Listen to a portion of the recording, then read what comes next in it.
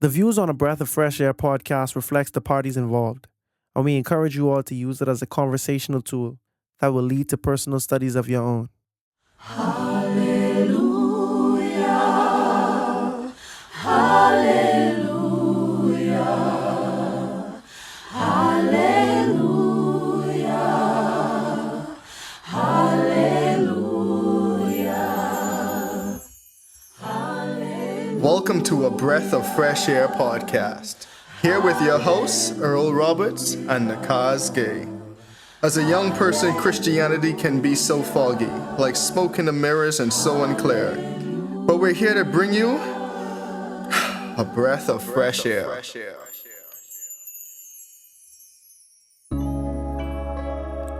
Woe to those who go down to Egypt for help and rely on horses, and trust in chariots because they are many, and in horsemen because they are very strong. But they do not look to the Holy One of Israel, nor seek the Lord. Yet he is also wise and will bring disaster, and does not retract his words, but will arise against the house of evildoers, and against the help of the workers of iniquity. Now the Egyptians are men and not God, and their horses are flesh and not spirit. So the Lord will stretch out his hand, and he who helps will stumble, and he who is helped will fall, and all of them will come to an end together. For thus says the Lord to me, as the lion or the young lion growls over his prey, against which a band of shepherds is called out, and he will not be terrified at their voice, nor disturbed at their noise, so will the Lord of hosts come down to wage war on Mount Zion and on its hill. Like flying birds, so the Lord of hosts will protect Jerusalem. He will protect and deliver it. He will pass over and rescue it. Return to him, from whom you have deeply defected, O sons of Israel.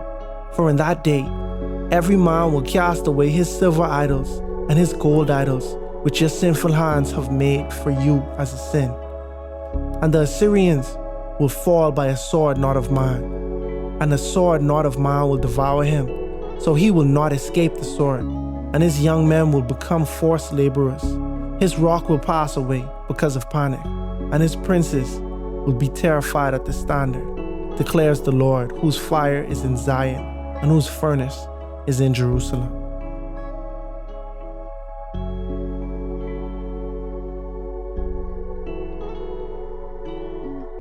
In this episode, we turn to Isaiah 31, a powerful prophecy with a sharp warning and a deep promise.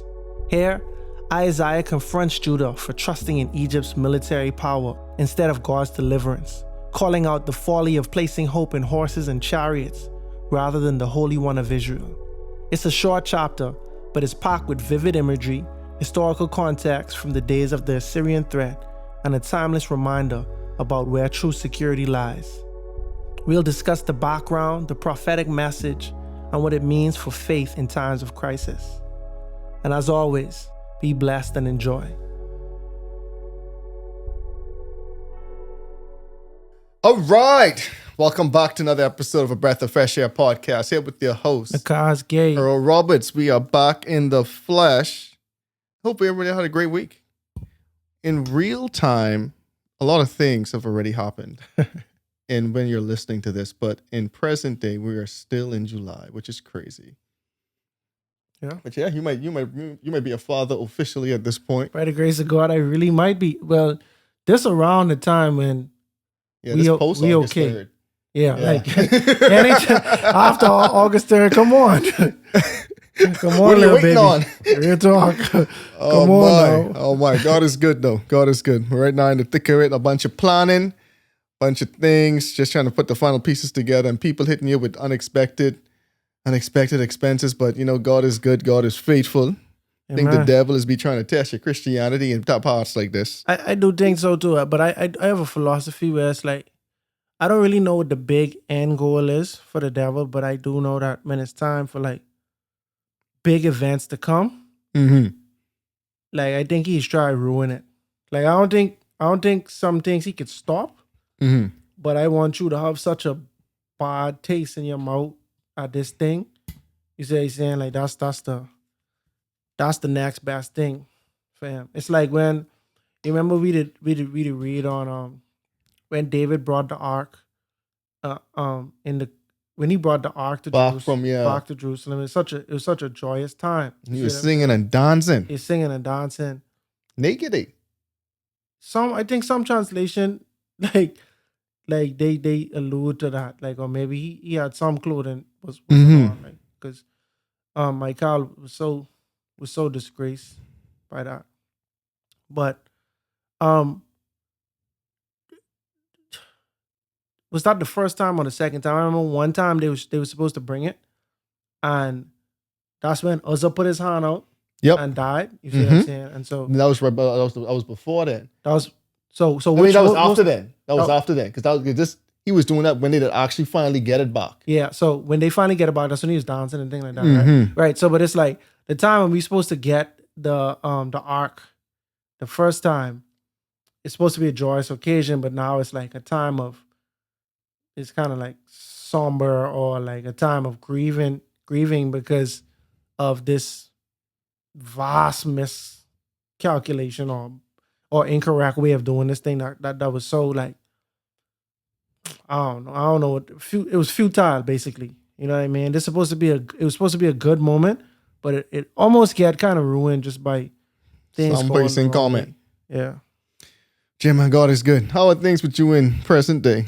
In present day, I can't complain, bro. Like, I still feel good because of an opportunity that I got, like, to have one of my songs featured on Netflix. You know, it ain't really a Christian film. It's a comedy, happy-go-lucky thing. And that's why I'm not gonna, like, mention it now, because this in the confines of Christianity specifically. But that was a high for me. See what I'm saying? That was a high for me. And I ended up having, you know, a disagreement with a colleague of mine. You know what I mean? Like, and I was really just thinking about that, because I like, all right, we released the name of our daughter to be. Her name is Nola. You know on social media. Yeah, on social media. Yeah, you would have missed it. No one remembers me these days. Yeah, I'm sorry, bro. So, but congrats. Yeah. Okay, Nola. Okay, I love it. So yeah, we was talking about Nola, and, you know, obviously the Netflix film, and then this little disagreement I had. It wasn't even that big a deal, but I rubbed someone the wrong way with what I was doing. Basically, it's truly a difference of opinion, and that bothered me, bro, because I was trying to do the right thing. You see what I'm saying? Well, I was trying to right a wrong, basically. You know what I mean? And I felt like that's what God wanted me to do. You know, I was reading, and I think it's Romans, or one of them texts where Paul was like, don't be slow to pay a debt. And, you know what I'm saying? It's stuff that generally people don't, it's common not to be compensated for this thing, but I wanted to say compensate them. Yeah. Or whatever. But it didn't go my way, bro. And that bothered me. It didn't bother me that bad, but I've been more bothered, you know what I'm saying? But it did rub me the wrong way. And I had to sit back and realize that, bro, it's too many other, like, I'm talking like monumental things happening right now for this to even really be on your mind like that, bro. But it's just so interesting how, like, anxiety and, like, just your nerves is carry you sometime, bro. You know what I mean? That's interesting too, right? Like how the devil could use, like, one small thing to ruin such a great joyous occasion. And, like, we see a couple instances of this in the Bible, right? Like, Moses, you so close to getting into the promised land. Mercy. But you've been dealing with these people for 80 years, bro. You know, like, what is one more day of them complaining to you? I mean, in the grand scheme of things, you could flip the head on the coin too and say, but you've been dealing with this for so long to try to break the camel's back. But, bro, in all reality, you should almost be used to this. Yeah. And but to the inverse, right? It's like, one more day has happened for 80 years straight. Every day it's been That's what I said. One more day. You know what I mean?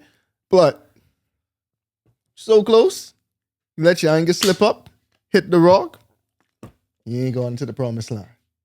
This one thing that is, like, incorrect to do in God's eyes, but in human eyes, it's very justifiable. Facts. And it's losing your cool, bro. I was just, me and Yana, we was just having a debate, because I was telling her, we was watching this show, it's a crazy show, reality TV or whatever. And I was saying that this one person is acting this way because nobody spies out on them. You know, they say you gotta nib stuff in the bud sometimes. Like sometimes it ain't even a matter of me like threatening you or getting out of character, but just to let you know that I am not a pushover. It can't dictate how you handle me. You see what I'm saying? Yep.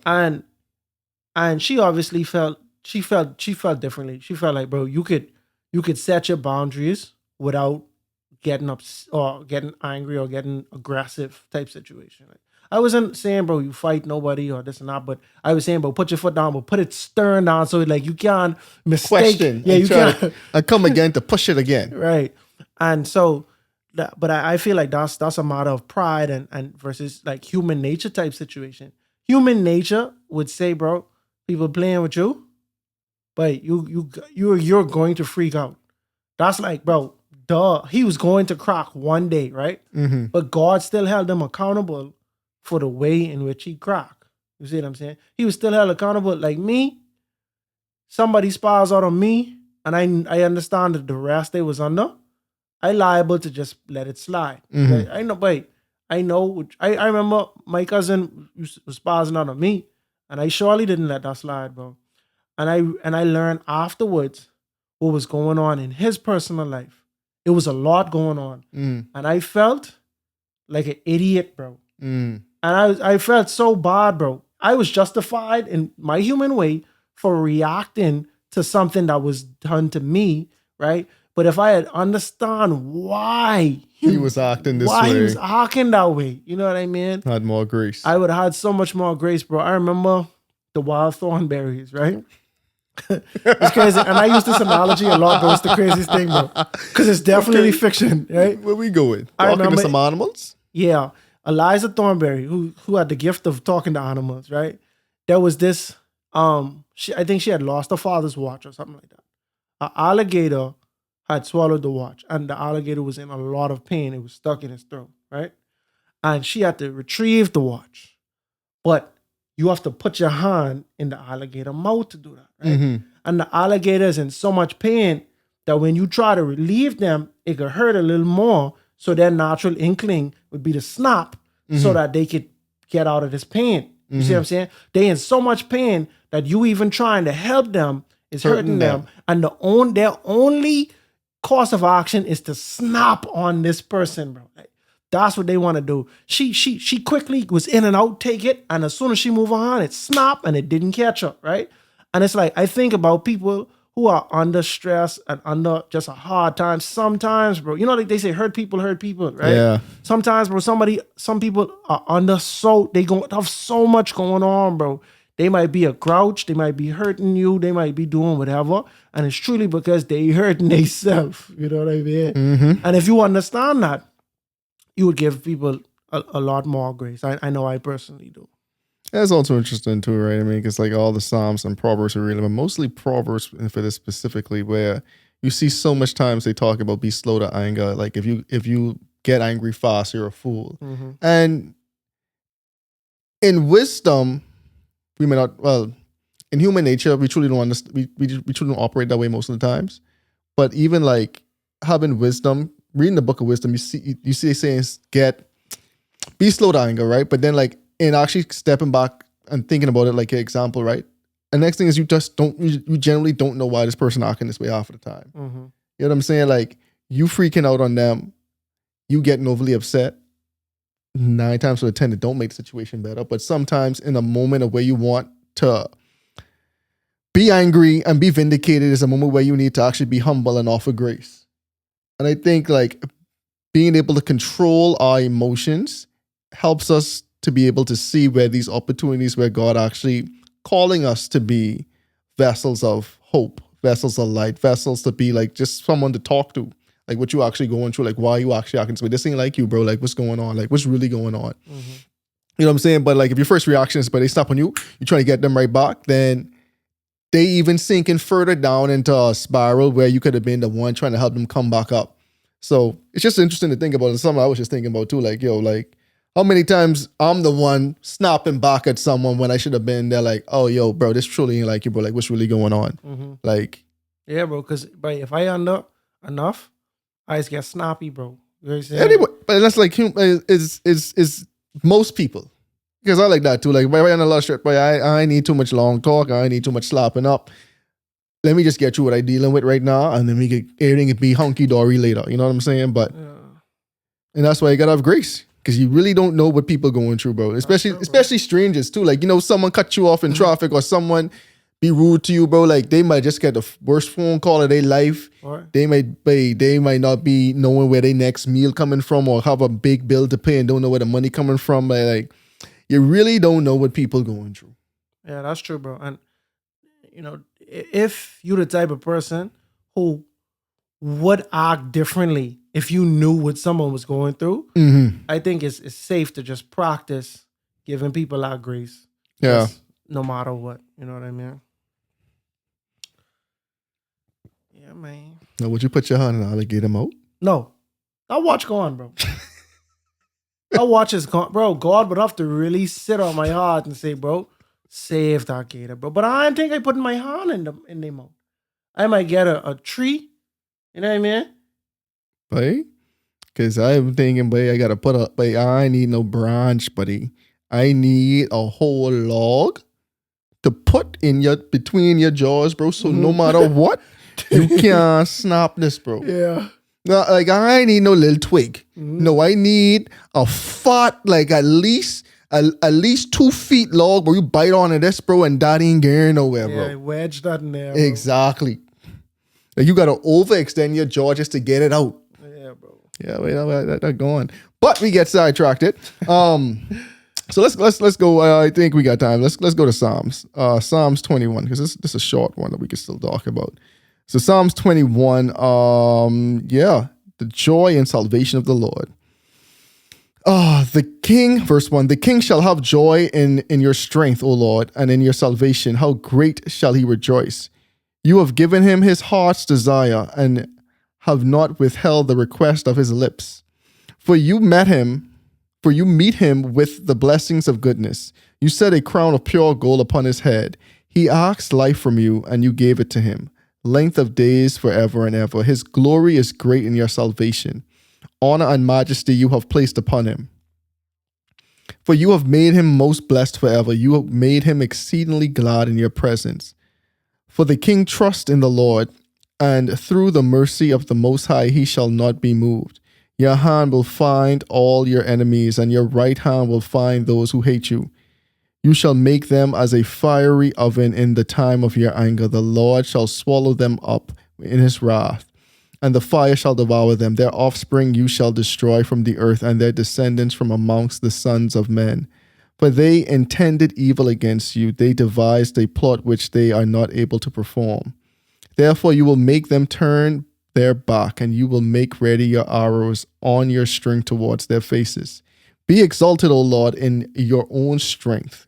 We will sing and praise your power. Amen.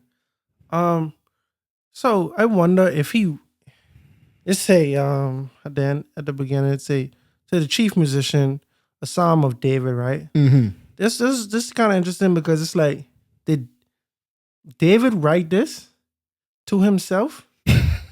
The king shall have joy in your strength, O Lord. Is this before you was the king? You know what I mean? That's true. That's possible and likely. Yeah, it could be. It's interesting. Yeah, or it could be that I mean, because he was fighting on behalf of Saul and God, but you know what I'm saying? Before he had to, Saul kind of kick him out, David had a nice little run after Goliath. Yeah, and you never know. He could have been writing these things before he was actually, even before Goliath too. You know what I mean? Like, you could be. I mean, if you let the house of David tell it, he was writing these songs from a little boy. But I do believe that in a way, you know what I mean? It would make sense. You got so much time, bro, because as a shepherd, all you got is time. Bro, you got to be patient as a shepherd, bro. Like, that's what we learned from Jacob. When Jacob was like, bro, late in the night, I watching the sheep, early in the morning, in the winter, you know what I mean? Or whatever, you know what I mean? So you just got a lot of time on your hands. And if he was good at the harp like that, you would assume that he sing from time to time or whatever. But it's say to the chief musician, so I imagine that he's somewhere around the kingdom, which would have happened after Goliath. And so yeah, we'll just assume that he was talking about Saul. You know what I'm saying? Or he's just talking in general that the king, whoever it may be, shall have joy in your strength. You know what I'm saying? But overall, what I do get about David, a lot of times when he talks about God, he talks about salvation. Now, for us, we think salvation like being saved in the kingdom, right? But in the from his perspective, it's a lot of times it's more so about being saved, period. Being saved from your enemies, being saved from situations. Like God is the great saver, which is what salvation essentially means. You know what I'm saying? His glory is great in your salvation. Honor and homage. His glory, I think he talking about the king, I'm in verse 5, is great in your salvation. Honor and majesty you have placed upon him, for you have made him most blessed forever. You have made him exceedingly glad with your presence. So right now, like the text, what I get essentially from the text is like, it's kind of the relationship between the king and God. We see where God put the king in a position of power. The king's success comes from God. The king trusts in God. He loves God. And also we see how God has protected him and has kept him safe, which is actually a very important thing during this time. Like our nations in the world, a lot of them kind of far from each other. Like us, even living on the western part of the world, to get to the where the most of the people are, you got to travel a big body of water. You know what I'm saying? It's wild, right? But during that times, it was kind of almost like one land mass. Like everything, you didn't have to get on a boat to go to all of the known countries at the time. Yeah, like the known world was.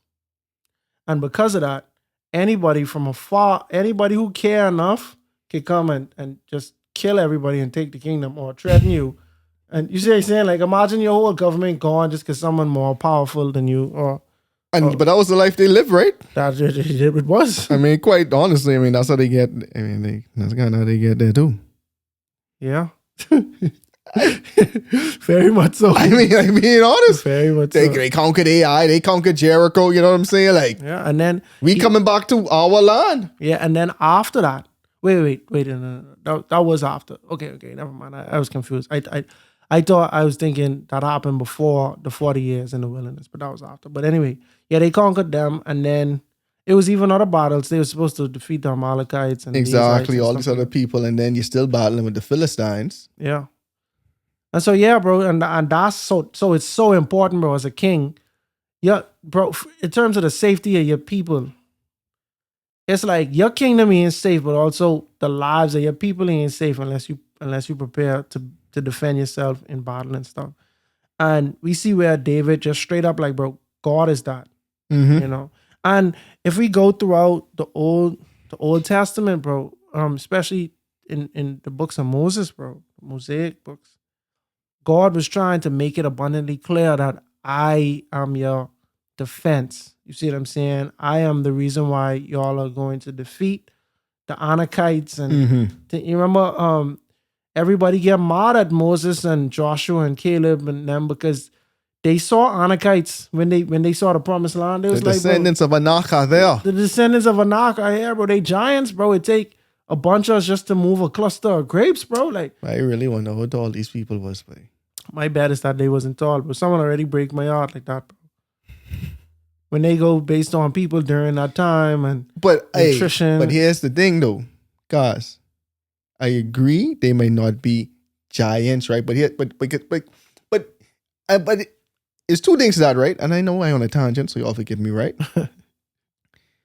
In modern times right now, we could have some person like have some weird genetic defects and they might grow to be like 9 feet. Oh, you talking about how tall the Anakites were? Yeah. Oh, okay. I thought you mean people in general. Yeah, it's like how tall the Anakites was. Because I'm like, still, right? To have a cluster of grapes, bro, like to be that big between two people. Yeah. It's still like what was going, like some nutrients was really pumping in this valley. Yeah, grapes can't be that, bro. Because even if you like 4 feet tall, bro. You know what I'm saying? Like, how big would grapes have to be where two of y'all would have to carry it? A cluster of grapes, like you know what I'm saying? Like something just, it's a very interesting story, and I'm sure it's. I take it as face value as being true, or just But I'm like, what was happening in that valley? Yeah, because why? Like, because how y'all like vegetate? Like, how y'all like make the grapes so big? Exactly. Like, is this a For different type two of people to come and like have a cluster of grapes, like that's what. Because I'm like, you forget the people. You said the people might not be that tall, right? But something's clearly for these clusters of grapes to get that big. Had to be something else was happening. Yeah, like how y'all do that, bro? That's what I'm saying. But like, But that's something, bro. I don't know what just hit me. I'm like, but the grapes was also big. You know Yeah, bro. what I'm Like, saying? how they do that, bro? Like, but that's interesting.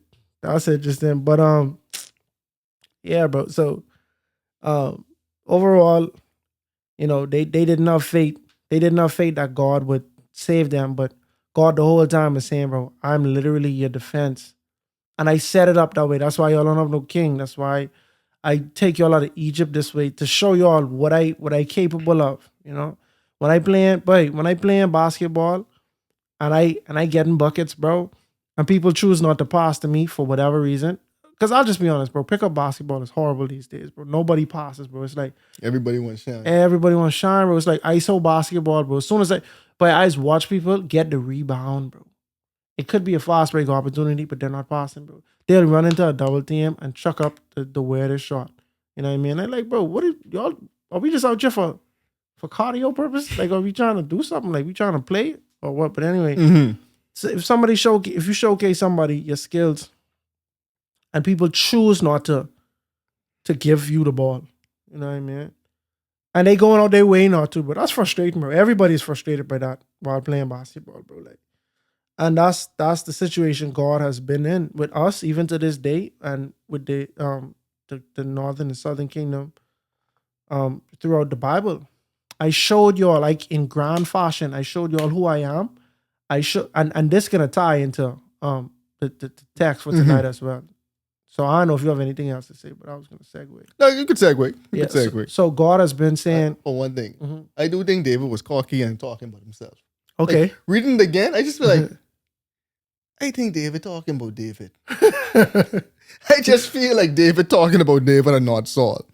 It just giving me a David-y talking about himself vibe. Yeah, no, it what he's describing among the king is the same way he talks about himself. I'm not denying that. Exactly. Like, I'm not denying that. Seeming like you're talking about yourself. I don't, because some of these characteristics don't really fit Saul. Yeah, bro. Like, and even so, it's like David. The way David sets up his verses is a few topics that will continue. Mm-hmm. God is powerful. Mm-hmm. God is my salvation. I trust in God. I fear God. God is just the gods, right? Stuff about God. But then it's the stuff about the enemies. And he's all exactly. You catch what I'm saying? So it's like the Lord will swallow them up in his wrath, and the fire shall devour them. Their offspring you shall destroy from the earth, and their descendants from among the sons of the earth of men. For they intended evil against you. They devised a plot which they are not able to perform. You know what I'm saying? So it's like, and usually when David talks about his enemies, it's always like a mutual enemy, like they enemies of God and me. And me. You catch what I say? Because if you my enemy, surely you against God. Right. But it's funny because it's like you and I could be enemies. Mm-hmm. But God can still look at us and say, "Oh, two of y'all is my children, though." Mm-hmm. You get what I'm saying? Like, and so I could say, "God, do X, Y, Z to all my enemies." You know what I mean? But God looking at it like, I can't do it to all your enemies. You see what I'm saying? Because some people who's your enemies, they truly my children and they faithful to me. Y'all just have a little tiff, and that's where God is decided justice and stuff like that. But when David speaks, he speaks under the assumption that, bro, these people already declared that they're your enemies. It's obvious that, you know what I'm saying? It's obvious that they don't care about you and they also don't care about me. And I ask that you do the worst to them. Like, don't hold back, Lord. Don't hold back, Lord, for real. Like, you know? But okay. For throughout the Bible, God has been trying to say, hey, I am your protector. I am the source of your strength, source of your prosperity. And he has demonstrated that. It's like school, you have the written and you have the practical. Like he gave you the written and the practical. I actually showing you all this, you know. And still, sometimes we are short-sighted. Sometimes we have short-term memory loss, you know, and sometimes people are just outright rebellious. And God, from the inception of the Israelites, like the descendants of Israel as they were in Egypt, God made it a point to say, hey, I am taking y'all away from this system, this oppressive system, this this idolatrous nation, you know what I'm saying? And I am showing you who I am. And so now, as we go to Isaiah chapter 31, if we recap based on last week's episode. Yeah, last week's episode, they was talking about Egypt. Yep. You know what I'm saying? God was in the prophecy Isaiah, in Isaiah 30, God was basically chastising his people for turning to Egypt for their strength. You know what I'm saying? For their strength in battle. We were mentioning how this was during the time when the Assyrians was attacking the nation of Judah during Hezekiah's reign. And during Hezekiah's reign, and instead of going to God, they chose to go to Egypt for their alliance. Sennacherib, who was the king of Assyria, was making fun of them. He's like, bro, they so fickle, bro. You trusting in them? They ain't doing nothing. Your God ain't doing nothing. You know, he's speaking all these blasphemous things and basically ridiculing them. And not to mention in the book of Deuteronomy chapter 17, when it comes to how kings should rule, it was a clause in the law that say, hey, y'all should not return to Egypt. And furthermore, y'all should not go back to Egypt for horses. And I always, bro, remember when we was talking about Solomon? It was like, we know Solomon went to Egypt because his wife was from Egypt. Yep. Right? We don't know if he physically went there, but he went to them for an alliance with his wife. And I read that text and I'm like, bro, mentioning horses specifically is so funny to me. Because is it like, are you saying that they just indigenous to that land? You know what I mean? Like, and then they were known for their horses though. And their chariots and stuff. I think they were. And I was reading, I can't remember what I was reading, bro, or watching, but they had referenced donkeys. And they were saying how a donkey was a sign of wealth in Israel and Judah during a certain time, right? And I was like, boy, if a donkey is a sign of wealth. Well, it's a horse. But what's a horse? But if I pull up on a horse when you really think about it, bro, you don't really hear about people riding on horses unless they talking about chariots, bro. Like you don't hear about, they say, Peter rode on his horse and he went to XYZ. You just do not hear that, bro. Yeah, Jesus riding on a donkey. Jesus coming on a donkey, bro. And I think David made a mention of that. He's coming on a donkey or something like that. That's one of the ones he because he was fulfilling prophecy when he do that. Yeah. And so it's like interesting because to me, the superior animal is the horse. It's the horse Naturally. Because it's faster, it's stronger, it's more obedient. You know what I'm saying? Donkeys have their benefits too. I can't name them for real. Balaam was riding on a donkey too. Like trying to show you, bro. How common was horses in I don't think it was that common. I think that's why it's prized possessions, bro. Because and then think about it, right? When they say the wise men from Persia, right? They was on camels. You see what I'm saying? Now, obviously, that might be a little different because camels could survive in the desert. Yeah, they in the elements. And if you're riding far, you probably need that. You see what I'm saying? But durable. Yeah, that's like a Honda. the horse is like a Bentley or a Lambo or something. Exactly. Lambo because it's fast, right? Fast and they can look pretty nice. Yeah, camels ugly and donkeys ugly. Yeah, a donkey. I don't know what a donkey is. Anyway, I ain't too sure, but it ain't cool. I ain't gonna disrespect nobody vehicle or nothing like that. But yeah, so I was like, bro, why we talking horses, bro? Why you ain't say don't go to Egypt for gold or for spices? Because you know Egypt, like even the papyrus, like you know what I mean. They have material, you know what I mean.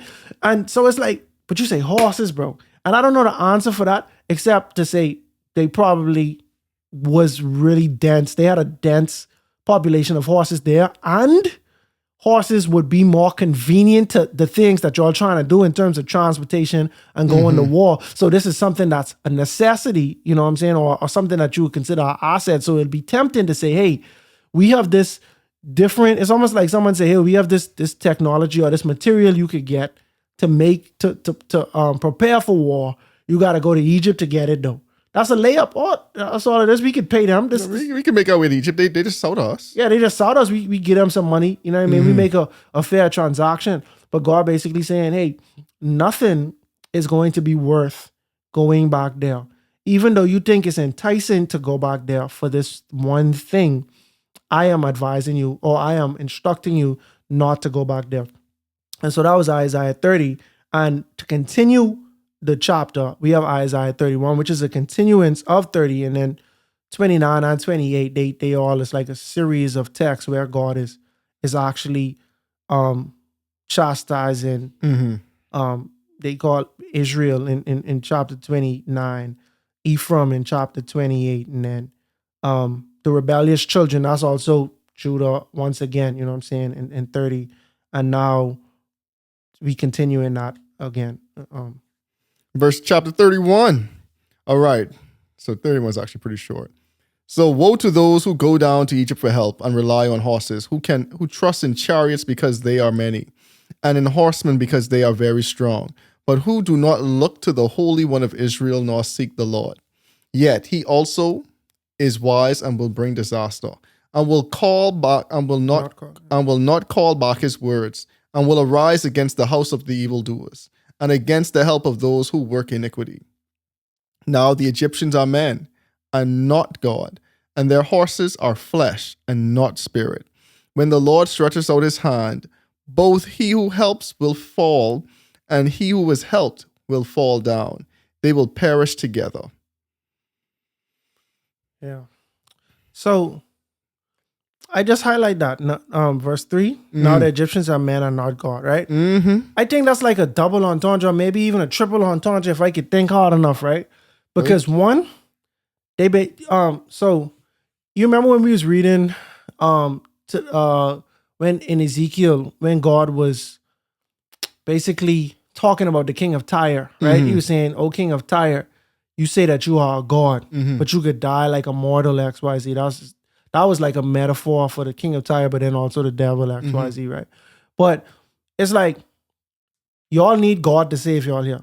Yep. Only I can save you from this. Like, no human is equipped to, we just don't have the faculties to save y'all. Y'all need God, right? And y'all run into Egypt as if they God. But he's saying, bro, they're not God. Y'all need God, right? So that's one way to look at it, right? But then also, Egyptians, they monotheistic, right? And Pharaoh himself is exalt himself to almost essentially be God. As a god. So during this ancient Egyptian time, Pharaoh among Egyptians was considered a god. Sometimes when Pharaoh died, he taking everybody with him. He taking his family sometimes, bro. You know what I mean? His butler. Everybody getting married. Everybody, because we go into the afterlife together. You know what I mean? So, and it's like, I know they used to be sad too, boy, because you know you just about to die, boy, to believe a lie, bro. That's all I can say about it, bro. To believe a lie. Though. The power of religion, though, it's a serious thing. That's true, bro. And it do irreparable damage to some people, bro. Even our sweet religion, bro. It's plenty. A lot of people hurt by Christianity. That's a story for a different day. But sorry, continue your point. I don't live in the East, bro. So the people who I know who have been hurt, the religion that's hurt the most people that I know is Christian. Like, it ain't even close. But I'm sure if you go to like other, like in the Middle East, you know, Africa and stuff like that, then you could hear about, you know, Islam and stuff. I actually recently heard about an Islamic cult in the early 2000s in America. Interesting. I had never even heard about anything like that. But I was just like, bro, yeah, it's going to happen. You know what I'm saying? It's really good. Nobody is exempt because obviously we live in a sinful world. You know, so it ain't a matter to say, hey, oh, y'all have cults and y'all have or have had cults in Christianity, that meaning it is wrong, because it's like, I'm pretty sure every religion had fanatical people like that. I mean, because even when you think about it, right? Like, Christianity ain't even the only religion that has sex. Like, almost every other religion has sex. Like, give me sex, like different groups. SECTS. Correct. Yeah. accent can mess that up. Yeah. But like, even if you think about like Islam, you have like the Shia and the Sunnis. You know what I'm saying? Christianity, too numerous to mention. Boy. You know what I'm saying? Too numerous to mention. Even in what's the next one I'm thinking about? Hinduism. They have different types of Hinduism as well. Buddhism, I think there's 2 types of Buddhism. I could be wrong, so don't quote me on that. Yeah. But it is types though. Fine. Yeah, I don't. Even among Jews. Even Jews today, yeah. So it's a thing that happens because when you have imperfect people trying to seek out after God, there's a lot of people can't take their personality out of it, their own personal beliefs, and just pride. Like pride is in the church, and it's wrong. It shouldn't be there, but it's a thing that's there, and a lot of people pride end up leading to other people getting hurt. Yeah, bro, and just to be frank, bro, demons, bro. Yeah. That's just flat out demons, bro. Because it's like I'm not really a fan of documentaries, bro. Documentaries are too like. It got to be the right one for you, I think. Though, I think it got to be something you interested in. But even if I'm interested, you got to trick me into watching it, and then so like I come by your house and it on right, and I look at it. That's kind of interesting, and it catch me, and now I locked in. You see what I'm saying? But even if it's something I'm interested in, I'm not gonna click play on it because. I want to use the word hypnotizing, but I don't want to sound dramatic. But that's what documentaries are to me. They got the right music. They got the guy with the deep voice, narrating, and it's almost creepy sometimes, bro. And it's like, bro, like this is a story. Bro, let me tell you what happened. The last documentary that I watched, I just threw it on in the middle of the night, bro. It was about these triplets that was separated at birth, bro, and they end up finding each other, bro. And I was like, bro, this is so crazy, bro. And I locked in, bro, like, bro. And then all of a sudden, bro, you find out that they had mental health issues and then this and that. And I say, no, man. I say, no, bro. I say, bro, I wanted something happy. I sign up for bro, this. like, why it always be something weird, bro? Like, why something weird always has happened, bro? But you get to these documentaries, right, where, like, religious cults and stuff like that, bro. And you hear about how the leaders sexually assaulting everybody, bro. Yeah. You see what I'm saying? Yeah. Like, bro, they want your son or they want your husband or your wife, bro. And they telling you how God bring them and X, Y, Z. And it's like, bro, like this way beyond pride, nah, bro. Like to me, this just full on giving full vent to all your desires, bro. And it's like, you have to be sociopathic to not care about how this affects other people and just follow lying, bro, on God, bro. Like you just have to don't care, bro. And stuff like that, it's hard for me to believe people possess that without the devil just truly influencing or giving themselves over to like them type of wholeheartedly. I mean, like, again, we on a tangent, but this chapter pretty short, right? Like, I've heard people tell like one of the reasons why there are so much disagreements in the church is because of the devil. You know what I'm saying? If I can keep you guys bickering, is yeah, bro. I mean, so confusion is a word I would use as well. But like, if I can keep you guys infighting, talking about the things that you think matter more than the actual gospel and spreading the gospel of God, and show people the humanity of the religion, not the spirituality and the God and the godliness of the religion, then I essentially win. Yeah, that's just as good. You know what I'm saying? If I can use the thing of God to turn people away from God and corrupt the message, I win. You know what I'm saying? So like, why not? Bro, if you have 100 sheep, right? I won't even use the sheep example because I could be like too close to home. Yeah. But bro, if you have all these people who already, you got confused, right? And the people who try to do the right thing in one place where you got to focus all your energy. To the same place right there. Exactly. So why people think the devil ain't in the church trying to corrupt it? Yeah, bro, that's a layup.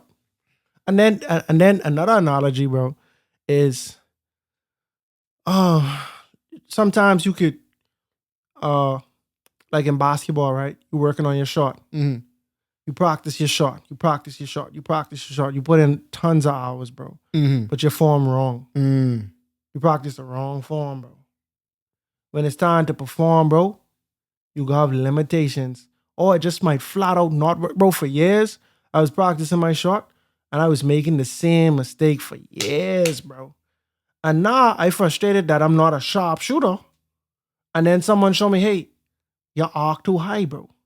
So you have to exert too much energy just to get this shot off, bro. And you can't consistently exert that. It's not easy to consistently do that. You see what I'm saying? So I had to change that, right? But it's like, if I show you the right thing to do, but the wrong way, I could still stifle the intended result. You see Think what I'm about saying? it, right? That was Jeroboam's whole kingdom. Yeah. You know what I'm saying? Like, I ain't trying to stop y'all from worshiping God. I just trying to stop them from worshiping God this particular way. Right. And in doing that, I changed the whole. I change who God even is to y'all, bro. Exactly. Like, You know what I'm saying? And that's a change in that too. To your point, you could be trying to do the right thing, but the wrong way, and now you're on the wrong path. yeah, it's just as simple as that, bro. Simple as that, bro. And that's actually a crazy reality, bro. And that could translate to like multiple places in life, bro. You spend so much time doing this thing, but you didn't do it right. You know what I mean? And even while we're on this, bro, like to me, that's the importance of reading the Bible for yourself, right? Like not even taking our word for it, not even taking the apostle word for it, like not even taking anyone else's word for it, like actually reading the Bible for yourself, actually knowing what's in the Bible. Because again, religion, as powerful as it is, it for a lot of people, it's autopilotable. You know what I'm saying? You just accept what someone tells you is in the Bible and you just running with that for years. And these ain't people who just off the street. You know, these are people who your parents, you know what I'm saying? Your pastors that you've grown up with, your grandmothers, your loved ones, right? And it almost became a form of tradition. They did something that they heard that they don't really even know why they truly doing it or the importance of it or the significance of it, or even, again, why they doing it, right? And it's now something that you've picked up that you're doing. You know what I'm saying? And so now when you read the Bible for yourself, you start, especially if you're doing something that you probably shouldn't be doing, you start having questions because the Holy Spirit starts working on your heart. But if you never read these things for yourself, you never get the understanding for yourself. And here's the thing, you might be doing stuff right, but you don't even know why you're doing it right. Yeah. You know what I'm saying? Once you start reading the Bible for yourself, you get to reinforce your own beliefs. Really what I want to say, you get to form your own opinion of God. You know what I'm saying? You get to understand who God is for yourself.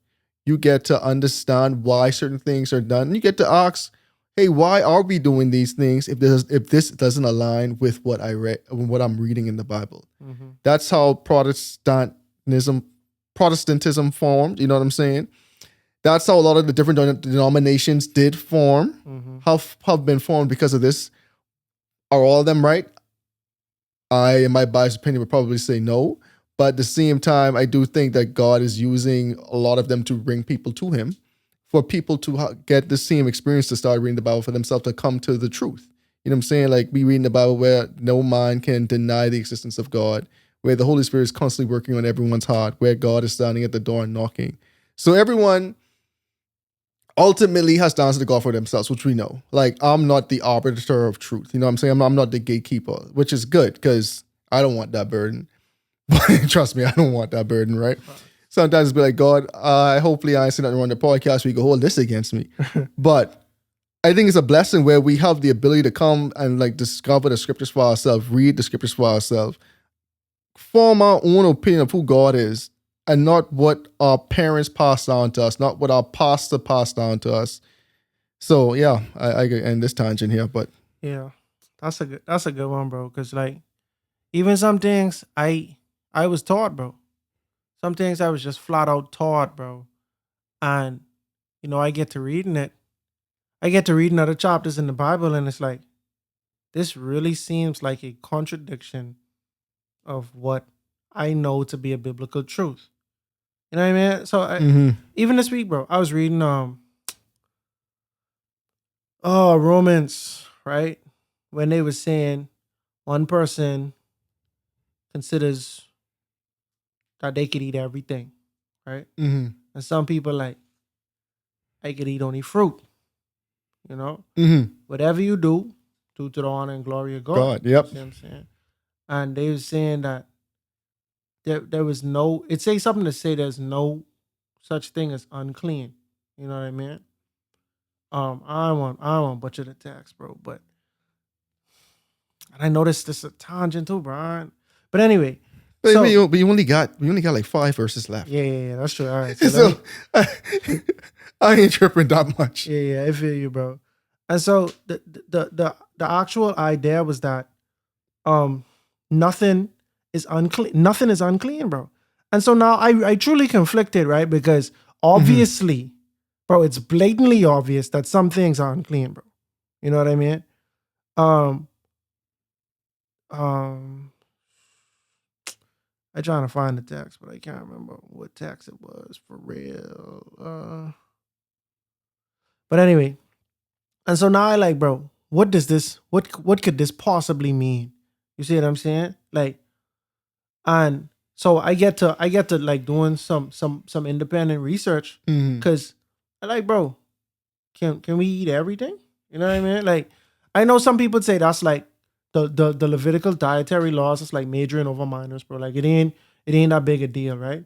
But I like, what's the cohesion in the Bible when God literally saying, where Jesus saying, oh, it's what come out you that defiles you, now what go in you. You see what they saying? And then in Romans they saying, oh, nothing you could eat is unclean, right? Bro, I realized, bro, that the word used, we translate it as unclean. But the same word used there is the same word used in Acts chapter 2. You looking up the text? I'm trying to look it up. Yeah. If you get that, we could actually slow walk this, bro. The same word used there for unclean is the same word used there in Acts chapter 2 when Peter was saying he has never eaten anything common. So you see how it's a common, he said, I've never eaten anything common or unclean, right? Common and unclean are not synonymous, but they are similar. So he said, I've never eaten anything common or unclean, and there's 2 different Greek words used. Now, the word that was used for common was also used in Romans when it say, hey, nothing is unclean. And what's the difference, bro? I do not know what common mean. Common, it means something that is usually clean that has become unclean due to being sacrificed to idols or due to you not washing your hands properly. So it ain't something that's inherently unclean, but because you didn't treat you it, sacrifice it to idols, and like I have a lamb, sacrifice it to this idol. Technically, this lamb is unclean to you as a Jew. You know what I'm saying? So now, to me as a Greek, I'm like, it's just a lamb. It's just a piece of lamb. It's just bro. a piece of lamb, But which you already tell me was clean. Yeah. So that's what they mean by common. So when the Pharisees chastised Jesus, and we just read this like last week, bro. That's the same text, bro. When the Pharisees chastised Jesus and say, hey, why y'all don't wash your hands? Y'all eating with unclean hands, right? That's not really unclean hands. That's common hands you eating with. Because your hands, either you clean or you ain't, bro. You see what I'm saying? Like if you ceremonially clean, but you didn't wash your hands, which is a Pharisaic law, and that's why Jesus get on them and he said, bro, y'all make that law up, bro. My people don't have to wash their hands before they eat. This is not a requirement in Torah. Y'all make that law up. So if we use the term common instead of saying unclean, because common and unclean is 2 different things. A lamb is clean. A lamb sacrificed to an idol, to a false idol, is common. Or it becomes unclean under that circumstances, but a lamb is not unclean. You see what I'm saying? That's where it get confusing.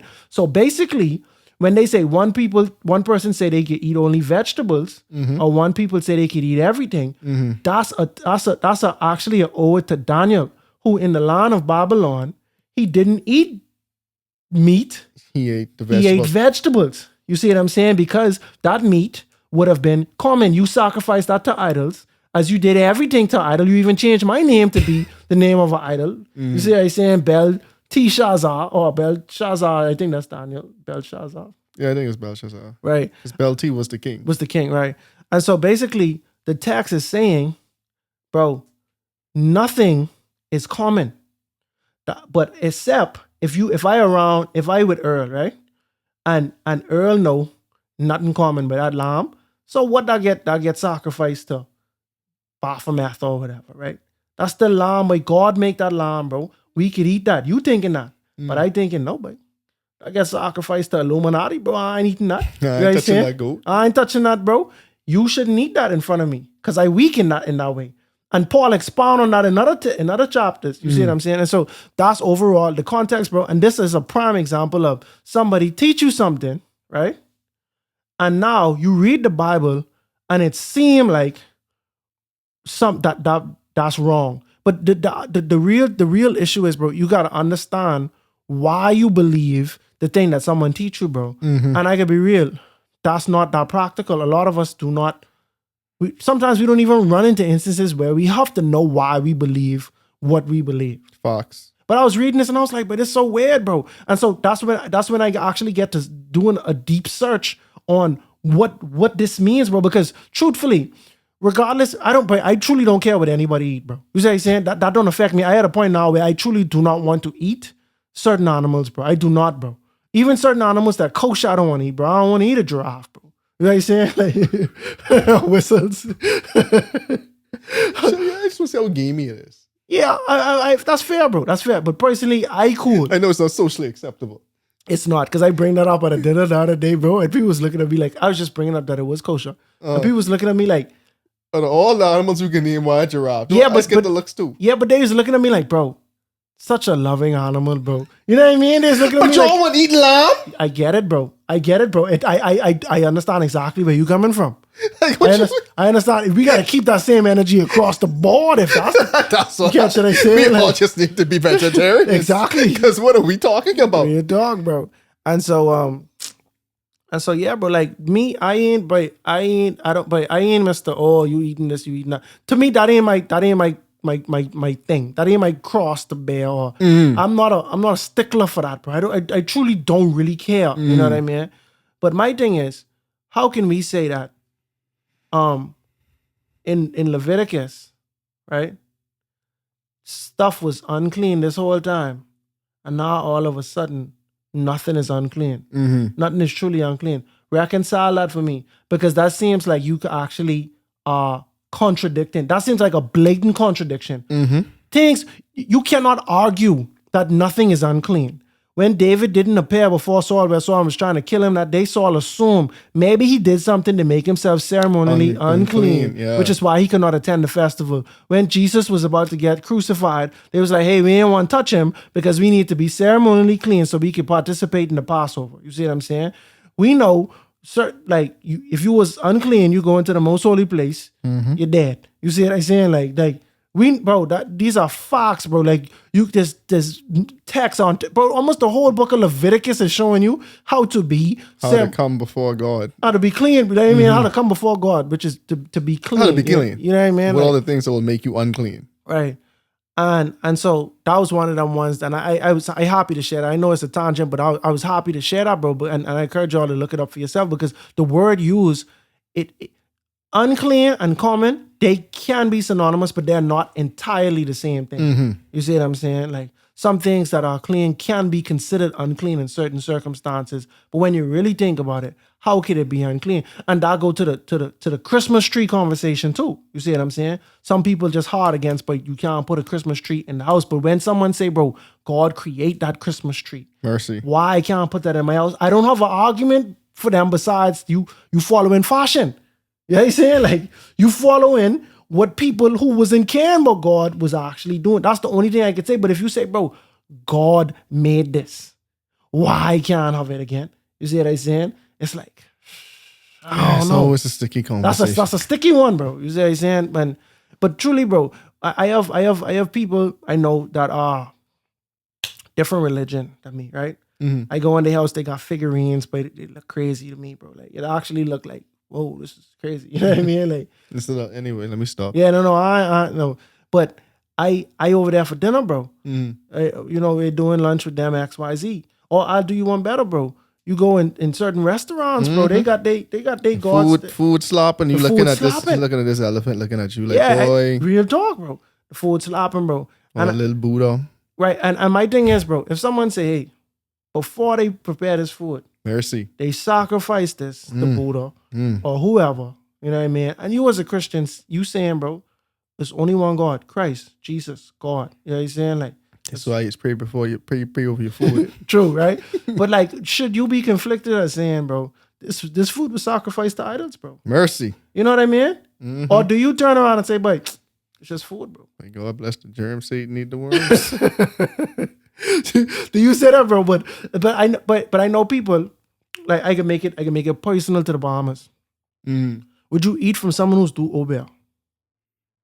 No, Dre. You see what I saying? You see how that's a firm no. No, That's Dre. a firm no, bro. Obel, voodoo, You get what I'm saying? I'm not doing that, bro. I know that happening, cuz. I'm not doing that, bro. I'm not doing that. Cost me the cuckoo soup. You see what I saying? And but to me, it's like, bro. Yeah, The double standard. this is the double standard, bro. That's truly a double standard, bro. Standard has come out. Because if you give me an Boy, apple, catch right? me on a double standard. You see what I say? But that's where it's crazy, bro. Because I was the type of person, when they say, hey, if someone weak in the faith and they don't want to eat food sacrificed to idols, I know that's me for a fact. I could, if you don't tell me nothing, I could eat the food normal. But if you mention this other thing, I like, you know what I mean? Like, shouldn't have done me that information, Dre. exactly, because for all we know, right? Like, out of all the restaurants we've been in, bro, what are the odds that everyone there just is a Christian? You know what I mean? And ain't no one say they pray into their different philosophy, but we still covered. Bro. Especially when you're eating all the cultured food. Yeah, bro, we go to all these different countries, we go to all these different states and things like that, bro. We in DC, bro. We eat in a different place every time, bro. It's a melting pot of just different people, bro. You see what I'm saying? And it's like. Because remember they even say like certain brands, bro. Oh, they pray to this goddess or this idol and they just pray over the stuff. Please wear them brand normal, bro. Wear them go run in, play ball, do all type of thing, right? Because at the end of the day, right, if we covered by God, bro, you see what I'm saying? And we truly are covered by God, bro. And at the end of the day, it is just rice or it is just a sandwich or you know what I mean? Like just a little bit of chicken with some flavoring. Yeah, dog, bro. Like, I know, but like. It just get real when you mention Obel. That's when you just put the faith to the test right there. That's when you just be like, okay, yeah. It always be interesting, like to your point, like when it hit closer to home, when you make it real, you's like, yeah, no, Dre. I wouldn't do that. Because to this day, if you tell me buying food from the Obel woman or Obel man, I guess I ain't no way. The next thing you know, I turn into a frog. But and you know it's so funny, bro. But I've been in, but thinking about it now, bro, I've been in several situations where I know people who do these things and I eat their food plenty times, but I find out they be doing these type of things after the fact. You see what I'm saying? Ignorance is bliss. Real talk, because like, but I can be real. You can have a family member and they into these things, bro. You see what I'm saying? I can leave it there, bro. Mercy. I can leave it there, bro. But they food slapping. What? Why sloppy in the world? There's some spiritual seasoning on the thing. Real dog, bro. Oh goodness. All right. Let's get back to Isaiah. All right. So verse 4 in chapter 31. For thus the Lord has spoken to me, as a lion roars and a young lion over his prey, when a multitude of shepherds is summoned against him, he will not be afraid of their voice, nor be disturbed by their noise. So the Lord of hosts will come down and fight for Mount Zion and for its hill. Like the birds flying about, so will the Lord of hosts defend Jerusalem. Defending, he will also deliver it. Passing over, he will preserve it. Return to him against whom the children of Israel have deeply revolted. For in that day every man shall throw away his idols of silver and his idols of gold. Sin which you make your own hands have made them for yourself, which your own hands have made for yourself. Sin which your own hands have made for yourself. Then Assyria shall fall by a sword not of man. A sword not of mankind shall devour him. And he shall flee from the sword, and his young men shall become forced labor. He shall cross over to his stronghold for fear, and his princes shall be afraid of the banner, says the Lord, whose fire is in Zion and whose furnace is in Jerusalem. Amen. So this basically very similar to Isaiah chapter 30, which we went over last week. if you read 2 Kings chapter 19, there is Isaiah is actually in that chapter. We see where Hezekiah's servants went to Isaiah, explained to him the situation. How Hezekiah was actually scared, and Isaiah prayed and he prophesied deliverance over Assyria. Now it's interesting because I don't know which one came first, this prophecy or Isaiah's prayer, but clearly in verse 30 and verse 31, they mention that Assyria will be destroyed. You see what I'm saying? But here it actually gets very specific because they say he's going to be destroyed, but not with us. What they say, Assyria shall fall by a sword not of a man, and a sword not of mankind shall devour him. Right. So we remember the Assyrians in 2 Kings chapter 19 when they was encamped around Jerusalem. A bunch of their soldiers just dropped dead. A plague in the middle of the night, bro. Dead. You see what I'm saying? They wake up dead. I know that's a kind of oxymoron a little bit, but I mean, but yeah, bro. And so they died by a sword, a figurative sword, but not a physical one that was wielded by a human. Prophecy fulfilled. Prophecy fulfilled. But to get even more in detail, what they say, but he shall flee from the sword, right? So they talking about the what's it called? The king, Sennacherib. He shall flee from the sword, and his young men shall become forced labor. He shall cross over to his stronghold for fear, and his princes shall be afraid of the banner, right? We know that the king didn't die during the war. You see what I'm saying? The king actually died. He went back home. And his sons kill him, right? Yeah, and his sons kill him. You see what I'm saying? So, womp womp. So you ain't die during, the plague that all the other people died from. You flee. You fled. But anyway, you end up still meeting the same fate. Yeah. And I think I do remember it being prophesied that he was gonna die. You know what I'm saying? But at the end of the day, bro, we see where, God is keeping Isaiah completely in the know. You see what I'm saying? Of all that's gonna happen, So when all the others are being fearful and just reacting in a way that shows their lack of trust in God, Isaiah have even more reason to be disappointed or to double down and to preach the word to them, because several times for several kings, bro, these decades long, God has been bringing messages to Isaiah that he's going to deliver them, and they don't need to trust in other people, but still they continue to trust in other people. One of the more interesting things that continues to happen, we see the judgment on God's people, right? We see the deliverance from God's people, and then followed by the change of heart of God's people.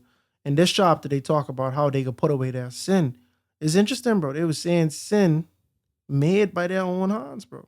You know what I mean? They talking about that. And that's the crazy thing about it, right? It's like, it's a roundabout way to say, bro, this self-inflicted sin. Yeah, bro. Y'all invented this? You know what I'm saying? Like, this ain't natural. This ain't like lust or something. But like, you guys literally invented a way to sin against me. Yeah. Like, y'all make that up, bro. Y'all make that up. This was not a thing, bro. It's like y'all ain't got enough ways to sin against me naturally that y'all have to go out y'all way to make this and then say you could worship it. You are creating your God physically. Why? I already here. That's so crazy to think about, bro. But to me, hearing it phrased that way is crazy, bro. Like, bro, you inventing this, bro. Yeah, bro. But you just several times in the Old Testament where it's like there's no respect for idols. Like when I speak about other religions, even idols, I put a little respect on it because I actually do not want to disrespect to offend someone else. Yeah, their beliefs. I feel you the same way. The same way. But God being the creator, bro, he speaks freely, right? He talk about how, bro, you will make an idol with ears, but they can't hear nothing. Why they got eyes if they can't see nothing? You know what I mean? Because when God make us, He give us eyes and they have a function. He should like, where's the cardiovascular system for this idol? Yeah, like why are you creating these things if there's no use for it, bro? Why they got legs and they don't walk, bro? That don't make sense to me, bro. Like, you see what I'm saying? And so, yeah, God saying, bro, y'all gonna put away y'all sin. The idols that y'all create, bro. Y'all was so idle that y'all just making up new ways to sin, bro. It's crazy to me. And I sometimes think about that, bro. Because bro, things has changed so much. And I'm not saying this is sin, but I do think about how in our generation, there's so much work being done to people's bodies, bro, right? Mercy. Cosmetic stuff, right? Mercy. Now, I ain't saying it's a sin, bro.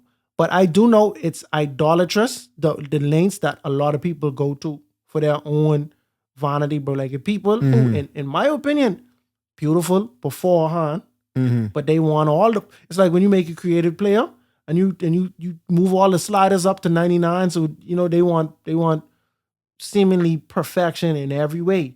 You get this lip filler, you get this, you get that. You see how he's saying you do this and you do that. Now, I ain't here to say, bro, surgery's a sin, none of that. Because I had surgery. I had surgery on my knee. I tear my ACL, stuff like that. So I don't believe that. But I do know that certain things, generations before us, they truly did not have to worry about it. They didn't have the means to do it. You know what I mean? And so we do invent new ways to be self-absorbing and sometimes just flat out sin. That's one of the... We didn't have the internet. This is probably the first time the internet was ever around, like in our generation. It's things that we do on the internet that they just didn't have the opportunity to do beforehand. You see what I'm saying? Like we just creating ways to sin. You know what I mean? Like, Fox is like this next tangent, right? But I was listening to the podcast today, and they was talking about how important magazines were back in the day to culture, because that's how you actually found out like the gossip and the keeping up with the celebrities based on the articles that were written. They was talking about the foolishness with Epstein and stuff that was thing, but they was talking about like how in the magazines back then used to talk about some of this stuff, but it was kind of hush hush. But like, just to your point, like how now technology has progressed so much where there's different ways that you can indulge yourself. Far more than what David had to worry about. Boy. David just so happened to have to walk out on his balcony and see some things. No, you ain't gotta. You cannot own Instagram, bro. You cannot own Instagram, bro. You know what I'm saying? Like, bro, David would have had David was born in the right time. Solomon wasn't gonna get no work done. I know how he was able to multitask like with all that already. Yeah, but in today's day, boy, if the man had 900, Solomon might have had 3,000. Real talk, bro. Different one for 30 years. Like, I don't understand. Solomon is a very special individual in human history that I don't know how he did it. Right. Being so wise, but being yet so foolish. Solomon is the wisest man, the most foolish man at the same time. But it go to show, bro, the fear of the God is the beginning of wisdom, bro. Like, you could Amen. You know what I mean? Like, you could have all of but you could have all of the intangibles, bro. You know what I'm saying? Like, but at the end of the day, if what you're doing does not reflect a fear of God, bro, you're just being unwise, bro. You see what I'm saying? And then it's also important to make a distinction between the wisdom of the world and then the wisdom of God too. You see what I'm saying? Because I can put money in a certain investment that could skyrocket, right?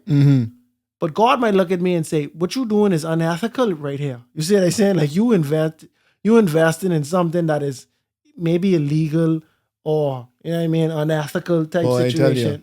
You know what I mean? But to the world, it's like, bro, you make a sound choice, you do the right thing, and you 10x or however you scale. You know what I mean? But at the end of the day, it's foolish to God, because God know what the impact of this is gonna be, how it gonna affect your heart, how it can influence others.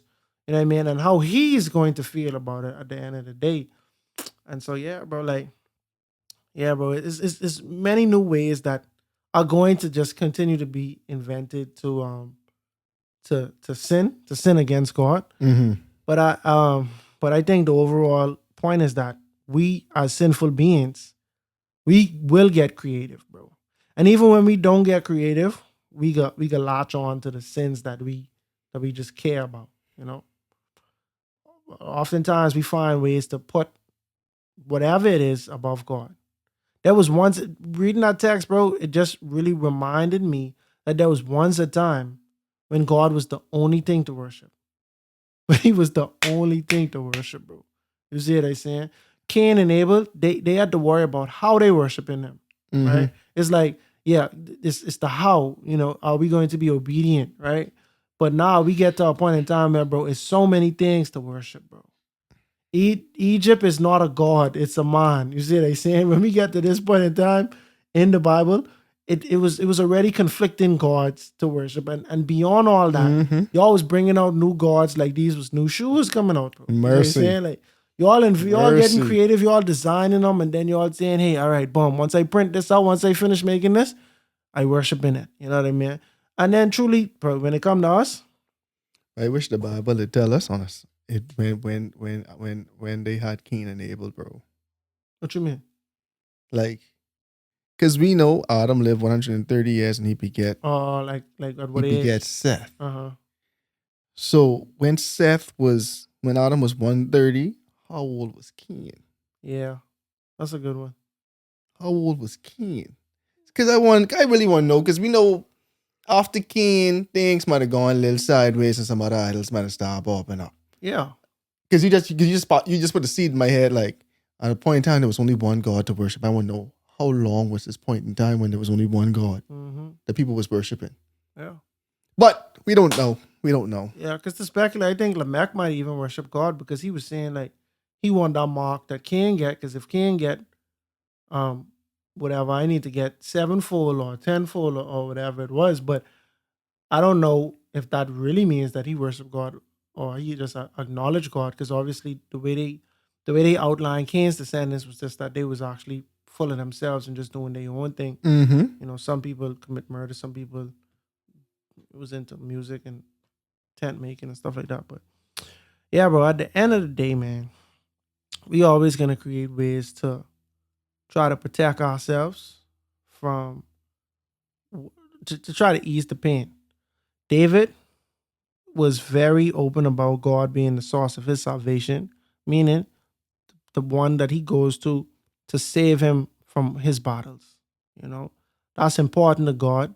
We can see that in when it comes to the Israelites, but also when it comes to our personal life. It's important to God to save us.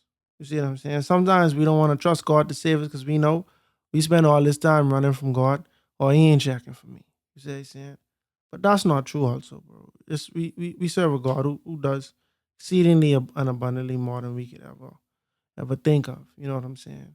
And then sometimes, bro, God like can use your situation to get your attention. You know what I mean? But it's up to us to be earnest. It's up to us to actually put away our sin. And that's the conclusion that keeps coming up, bro. These people, they are receiving the penalty of their actions. God ain't saying, hey, or the Assyrians, the Assyrians ain't gonna bother y'all, because they did bother them. They did bother them, but before it actually come to that big war, God snap of a finger, and Thanos. Yeah. Well, sorry, keep going. And I actually never watched them movies, bro, but I understand the reference. Yeah. But he just like that, he wipe out a whole army. That's what he do for the wicked nation who was just turning to Egypt. You see what I'm saying? And then he say, after this, bro, after y'all see what I do, bro, then y'all could principle up, y'all could turn away from y'all idols. Some of the story is not present here, but what we do know is that Hezekiah was fully repentant to God. He was actually a righteous man, and he was turning to God. All of Judah was not. All of Judah was not, bro. We see evidence that they was worshiping idols, bro. But at the end of the day, the prayers of the righteous avail much, right? But then also, God, is a God that wants to supply all our needs, bro. He saved this city even though they was wicked. Even though if we go 10, 15 chapters prior, we realize how they get in this mess, bro. Because of their pride, bro. Because of Ahaz, bro. He was trying to say, oh, let me go to these same people to save me from Israel and to save me from Syria, right? And after Assyria saved them, they backdoor him, and now they want to rob him. You see what I'm saying? Stuff like that, bro. Like we as God's people have put ourselves in predicaments, right? But God has not held that against us, bro. Just like that, in an opportunity to get closer to us and to show his love, God is willing to save us. And that's something that he's just trying to do for us, even to this day. In Isaiah 31, God warns Judah not to rely on Egypt's horses, chariots, and military strength for protection against Assyria, but to trust in the Lord instead. The prophet reminds them that God is all-wise and all-powerful and able to bring both judgment and deliverance. Using the imagery of a lion unafraid of shepherds and a bird shielding its nest, Isaiah declares that God will defend Jerusalem and protect his people. But we'll discuss more prophecies in the book of Isaiah on the next episode of A Breath of Fresh Air. Tonight's episode included voice acting by your host, Nakhaz. Remember to go ahead and research on your own in order to get a more firm understanding of tonight's episode. And if you enjoyed it, make sure to like, subscribe, and share with your friends. You can follow us on social media at A Breath of Fresh Air Pod on Instagram and BOFAPOD on Twitter. Thanks everyone, and we'll see you next week.